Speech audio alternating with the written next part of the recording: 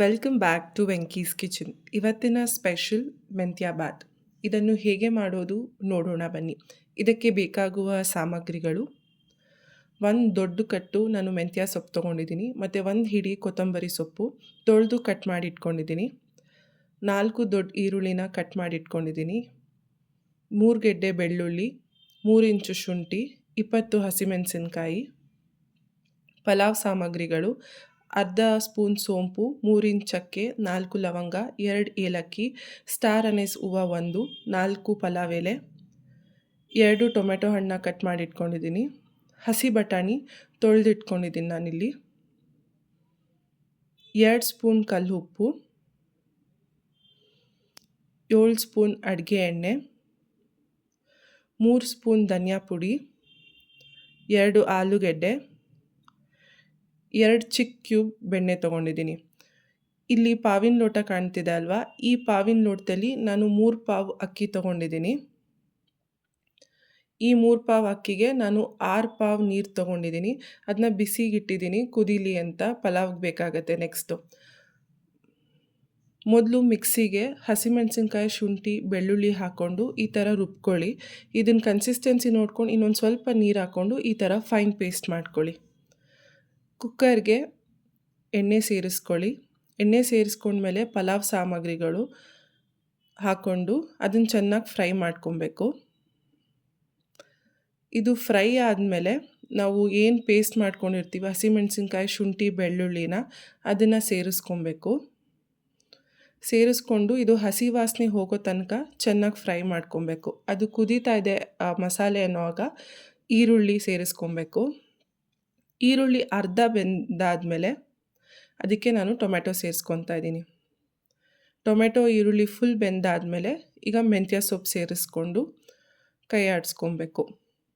ಮೆಂತ್ಯ ಸೊಪ್ಪು ಸೇರಿಸ್ಕೊಂಡ್ಮೇಲೆ ಮತ್ತು ಕೊತ್ತಂಬರಿ ಸ್ವಲ್ಪ ಪ್ರಮಾಣದಲ್ಲಿ ಏನು ಸೇರಿಸ್ಕೊಂಡಿದ್ದೀವೋ ಅದು ಒಂದು 10 ನಿಮಿಷ ಬೇಯಬೇಕು. ಅದು ಚೆನ್ನಾಗಿ ಬೆಂದು ರಸ ಬಿಡಬೇಕು. ಆವಾಗೇ ನಮಗೆ ಮೆಂತ್ಯ ಬಾತ್ಗೆ ಟೇಸ್ಟ್ ತುಂಬ ಚೆನ್ನಾಗಿ ಬರುತ್ತೆ. ಈ ಥರ ಒಂದು 10 ನಿಮಿಷ ಬೆಂದಾದಮೇಲೆ ಈ ಥರ ಎಣ್ಣೆ ಬಿಟ್ಕೊಳ್ಳೋಕೆ ಸ್ಟಾರ್ಟ್ ಆಗುತ್ತೆ. ಆವಾಗ ಧನಿಯಾ ಪುಡಿ ಹಾಕ್ಕೊಬೇಕು. ಧನಿಯಾ ಪುಡಿ ಹಾಕ್ಕೊಂಡು ಸ್ವಲ್ಪ ಮಿಕ್ಸ್ ಮಾಡ್ಕೊಳ್ಳಿ. ಒಂದು 2 ನಿಮಿಷ ಮಿಕ್ಸ್ ಅಂದರೆ ಅದು ಫ್ರೈ ಆದಮೇಲೆ ಹಸಿ ಬಟಾಣಿ, ಆಲೂಗಡ್ಡೆ ಸೇರಿಸ್ಕೊಬೇಕು. ಸೇರಿಸ್ಕೊಂಡು ಒಂದು ಮಿಕ್ಸ್ ಕೊಡಿ. ಮಿಕ್ಸ್ ಆದಮೇಲೆ ನಾವು ನೀರನ್ನು ನಾವು ಕುದಿಯೋಕೆ ಇಟ್ಟಿದ್ವಿ ಅಲ್ವಾ, ಅದನ್ನ ಈಗ ಸೇರಿಸ್ಕೊಳ್ತಾ ಇದ್ದೀನಿ. ಇವಾಗ ಬೇಗ ಆಗುತ್ತೆ, ನಾವು ತುಂಬ ಹೊತ್ತು ಕಾಯಬೇಕು ಅನ್ನೋದಲ್ಲ, ಸೈಡ್ ಬೈ ಸೈಡ್ ಎರಡೂ ಆಗುತ್ತೆ. ಆಮೇಲೆ ಬೆಣ್ಣೆ ಸೇರಿಸ್ಕೊತಾ ಇದ್ದೀನಿ.